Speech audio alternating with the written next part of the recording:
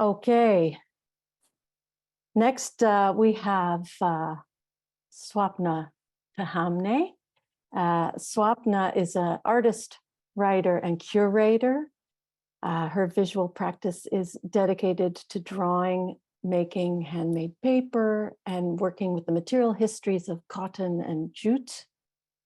Her interests extend to material culture, and with designer Rashmi Varma, she wrote this incredible publication, SAR, I hope I'm pronouncing that right, Swapnaa, The Essence of Indian Design, published by Phaidon Press in 2016.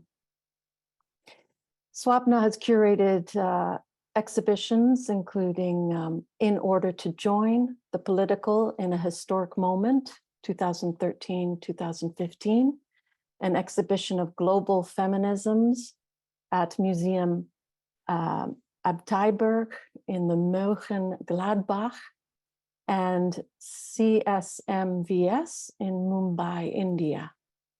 She's also curated Here, Locating Contemporary Canadian Artists in 2017 at the Aga Khan Museum in Toronto, and Constitutions in 2021 at the Leonard and Bina Art Gallery in Montreal. Swapnaa has an MFA in Fibres and Material Practices from Concordia University in Montreal, and that's also where she is currently an artist in residence. So I'm so thrilled to have Swapnaa here. I think when I think of your work, Swapnaa, and your way of thinking, you are about valuing relationships, creating valued relations, talking about time and taking care, going through it together, and to decolonize how we work with craftspersons. So I'm so thrilled that you're here, and I give the basket. Thank you again. Thanks for your patience. And this is really, it's so inspiring to be amongst all these incredible ideas and makers and speakers and thinkers. I am speaking about collaboration today and what does it mean to collaborate with craftspersons. I'm very excited to be in the Canadian edition, but a lot of my work takes place in India. And one of these questions I have is if collaboration can be a form of resistance. So I just wanted to start with this, this definition. And I wanted to think about this action of collaborating and what it means for people like myself from the West. So even though I have South Asian cultural roots, what it means for me to go and work with artisans in India who are relegated to the title of craft and small d design and are not necessarily considered as artists. And I wanted to think about what it means for me as an artist who wants to create a unique image or a unique textile with a repetitive design that carries a non-functional use. With all that in mind, questions that arise for me are what do words like tradition, traditional, ancient, preserve, authentic mean in this contemporary landscape when we're working with artisans? Are they artists, and am I an artisan?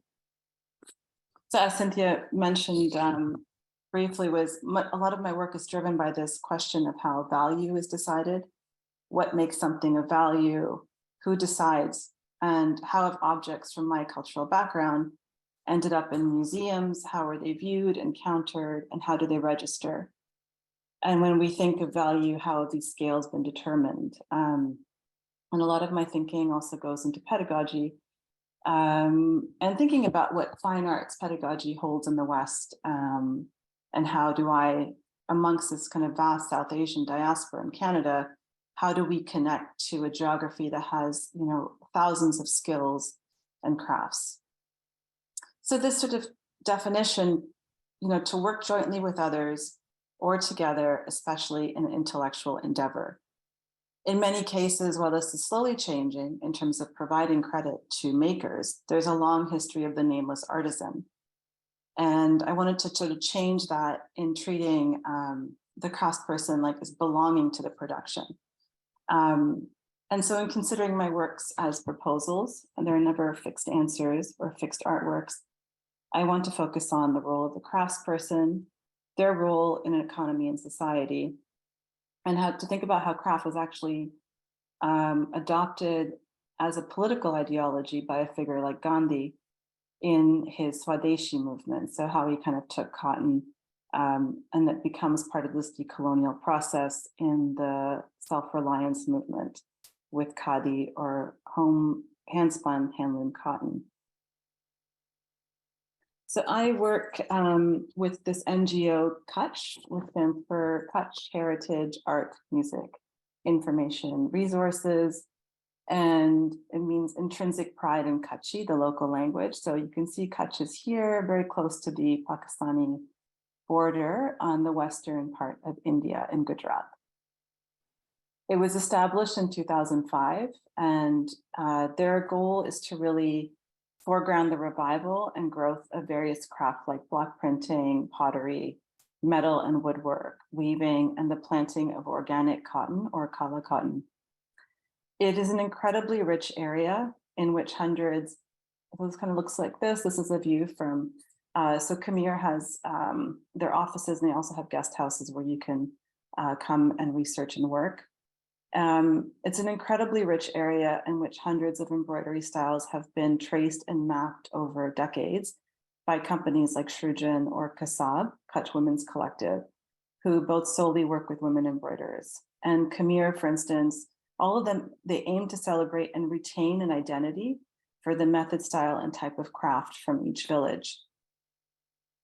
So ajrak printing, which is done by Muslim men, includes motifs that are geometrical representations of astronomy and of Islamic architecture. It is a complex process that can involve multiple layers of resist and dye. And a single unstitched piece of cloth can be used as a bed covering, a turban, a shawl, or a dupatta. So I like this idea of a single piece that has varied functions. And the word Aj-Kedinrak is believed to be from the process of keeping the cloth aside during each of these print and dye stages. So keep it for today. It is also linked to Azrak, the Arabic word for indigo, which thrived in Kutch and Sindh until the 1956 earthquake. So this village, Ajrakpur, is actually a new village, and it was established in 2001 because the earthquake shifted the water tables and water availability in the Madka, which is a closer village where they were doing ajrak printing. So this is kind of an invented new village. So they actually had to move because of this earthquake and spend sort of 2 years like really rebuilding their business and in a lot of precarity. So it's important to tell you about this background because what I do in the designs that I have made, they share a geometric sensibility, but are intentionally simple in comparison to the intricate designs that you see on the left that are carved in teak or mango wood. And these are carved by one of 4 remaining families in Ahmedabad. So there used to be over 300 to 400 families that would be involved in wood carving itself, but this has also become a precarious craft. So it's important to tell you about this background because what I do and the designs that I have made, these are very different as you can see, but they're also, it's important to say because they're willing to work with me still. So while Khmer is very intent on retaining an identity for Ajrak, they're still open to working with me and my sort of random designs. So these designs make reference to the Textile Mill Owners Association building by the Swiss-French architect Le Corbusier with site architect Balkrishna Doshi. So this is located in Ahmedabad. This was commissioned in the early 1950s as a private headquarters for those in the mill industry. This building is part of a complex history that represents the post-colonial identity in newly independent India and is therefore part of that decolonial landscape. Prior to this, the British, during colonialism, denied Indians access to industrialization. In short, they were extracting raw cotton from India, producing it in cities like Manchester and Lancashire, and then selling it back as a second-grade quality to the local populations. So to give you an idea, prior to colonialism, what is now known as India was actually engaged in 23% of the world's economy and textile trade. And then just after independence, this textile industry was decimated and brought to -2% of the world trade. When the mill owners commissioned Corbusier, it was both an announcement and a signal of their local importance and wealth, as well as their patronage in the arts and design. So this is a more recent image. So I wanted to do a couple of things. While I work, quite alone in my own studio and at a papermaking facility, I use khadi or hand-spun handloom cotton to make paper. But in my work with Saleh Mahmoud Khatri, who I'll introduce in a minute, this is a very different process for me. So I wanted to embed that history of this modernist building in that decolonial period and translate its concrete self into this sort of soft nomadic architecture. And I was very much thinking about access, like who has access to these spaces. The mill owners was a private building, and I wanted to kind of make a little tent that could be for anybody, like your own sort of ceremonial tent. So my practice is very much rooted in drawing, as Cynthia mentioned, and I really wanted to translate these drawings. So this is a woodcut print, and here's an early drawing, and I wanted to sort of translate them and keep that relationship of the hand through all elements of the parts in terms of creating this final block print or this image. So here you can see Mukesh Prajapati, who has been carving wood blocks for 43 years, and he's based just outside of Ahmedabad. And I wanted to show you these little tools because actually some of them are from parts of an umbrella. So there are some, very specifically like made tools that are used for the woodblock carving, but I found that really fascinating. You can tell which ones are from an umbrella. So from that carving process to then having Saleh Mahmoud Khatri block printing, I like that imperfect perfection that would happen.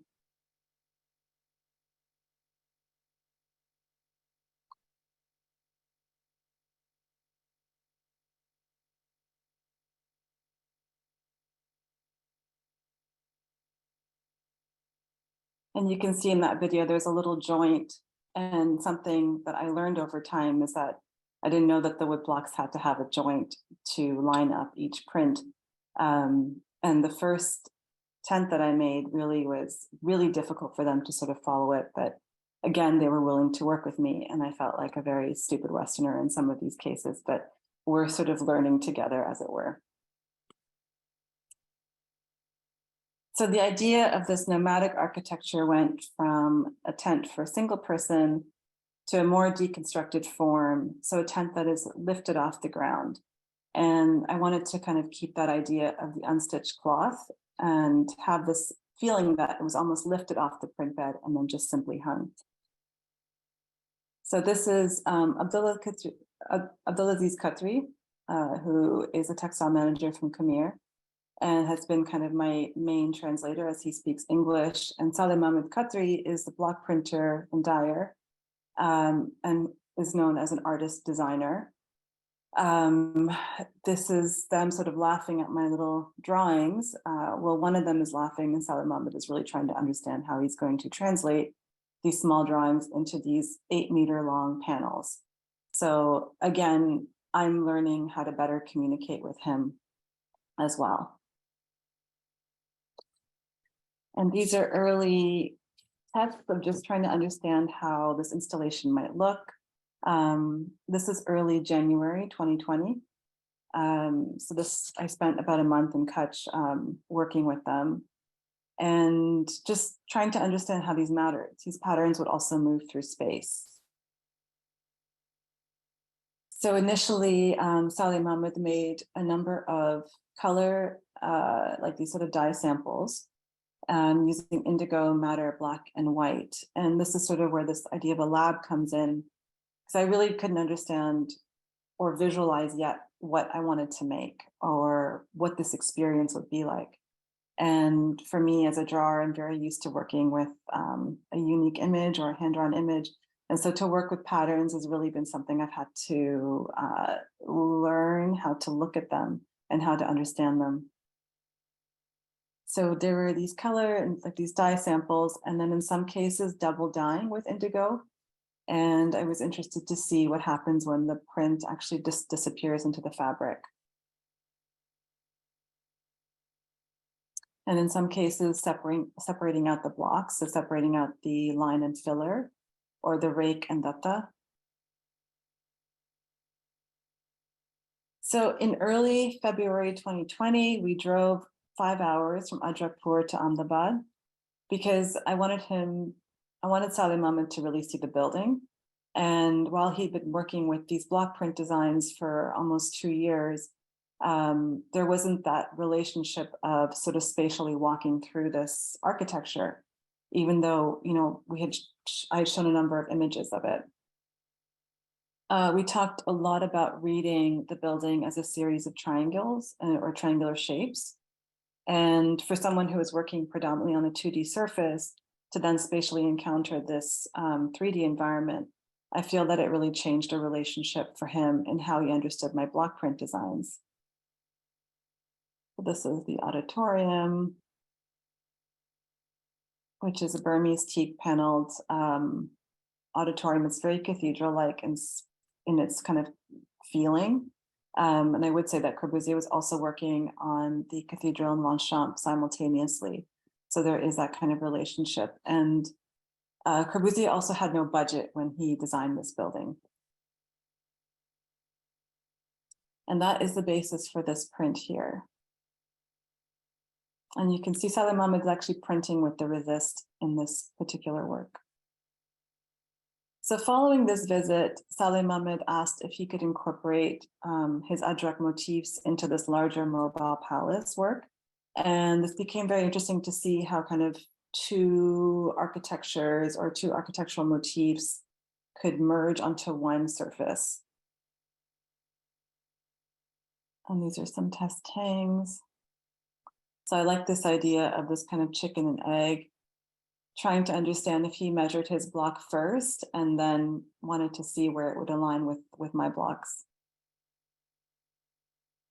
And as a way of putting my hand back into this larger process, I've appliqued and beaded every panel that's included in Mobile Palace as a way of creating a unique textile. So every single textile in this artwork is unique in its print and dye combination and with these sort of additions. And I'm really interested in sort of interrupting the pattern and creating an environment where a viewer is sort of held by looking or active looking. And here you can see there's the Ajrak prints are in the indigo base. And the beading, while the photographs don't really capture that, the beading really is like sort of, it has like a sharp glint as it catches light and creates a really nice three-dimensional surface. So I'm working with repetition, but I'm also wanting to sort of counter it and counter the, you know, I'm also interrupting how Saleh Mahmoud is working, because you do notice that block printers, they have a rhythm while they're working, and it's definitely a bit of a meditation. And in this case, as you can see, by leaving out a block or missing part of the block, it becomes an interruption for them as well. So these works have sort of led to these pieces that I'm working with now, and these are called achadia. Achadia translates as drop cloth. So in having that trace of sort of several motifs, something I really loved during this kind of the lab part of our collaboration was seeing all the motifs kind of merged onto one surface and how the excess resist was like sinking through. So I've asked Saleh Mohammed to keep all those drop cloths, and it's not something that is ever meant to be seen, or it's not a valuable piece of cloth. But in this case, it becomes something that is of incredible value because it tells a story, and it's an accumulation of process and action. So I've been adding mirrors and embroidery and creating these sort of installations in which I'm trying to mimic an industrial printing sort of environment. So the mirrors are really pulling out the lines that are from my block print design. But this is also like a much heavier piece of cloth than the ones that I'm using. And all of these are mill-made cotton, so they're all industrially produced cotton. And so lastly, I just wanted to end with this image in which in the exhibition, Mobile Palace, which is curated by Dr. Dipali Dewan, who is the curator of Global South Asia at the Royal Ontario Museum in Toronto. She had the interpretation on the wall in the exhibition, and all of us were called artists. And so all of us were treated in this very equal manner. And it was kind of a proposition to think about collaboration as resisting those hierarchies that had been put in place through colonialism between these kind of ideas of high and low art. So I will end there.